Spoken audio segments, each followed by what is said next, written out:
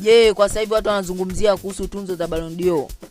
Watu hawajui vigezo ambavyo vinaweza vikamfanya mtu aweze kuchukua tunzo hiyo. Je, kwako wewe ni vigezo gani ambavyo mchezaji inabidi awe navyo ili aweze kuchukua tunzo hiyo? Katika vigezo ili mchezaji achukue Ballon d'Or, FIFA wameandaa vigezo vitatu tu. Katika vigezo vitatu, kigezo cha kwanza ni uchezaji binafsi. Katika uchezaji binafsi hapa kuna ile wanaita kuamua mechi, mchezaji mmoja kuamua mechi.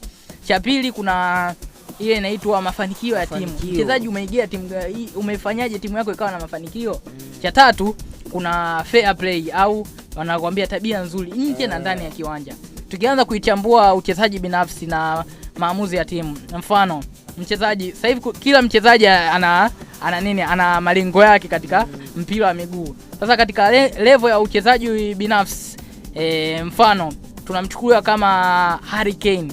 Ni mchezaji ambaye anacheza binafsi, anashinda magoli mengi, ana assist nyingi, anafanya kila kitu, anaamua mechi. Kwa hiyo ukiangalia katika kigezo cha kwanza Harry Kane katiki, Kylian Mbappe katiki. Kwa hiyo ni miongoni mwa kigezo ambacho wachezaji wengi wanafaulu. Lakini kigezo cha pili ambacho mafanikio ya timu ni kigezo ambacho timu nyingi au wachezaji wengi wanafeli. Mfano Kylian Mbappe.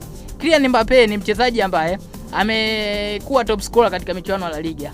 Kylian Mbappe huyo ni mchezaji ambaye amekuwa top scorer katika michuano ya UEFA. Kylian Mbappe huyo ni mchezaji ambaye amekuwa top scorer kombe la dunia. Lakini Kylian Mbappe timu yake haijagia mafanikio kuchukua kuchukua taji. Kwa kama haijagia mafanikio kuchukua taji, maana yake amekosa kigezo cha pili cha Ballon d'Or. Tunakuja kwa Harry Kane. Harry Kane yeye ni mchezaji ambaye amegea timu yake timu yake Bayern Munich kuchukua taji la Bundesliga. Lakini Harry Kane amefeli kuigea timu yake taji la la UEFA. Lakini Harry Kane amefeli kuigea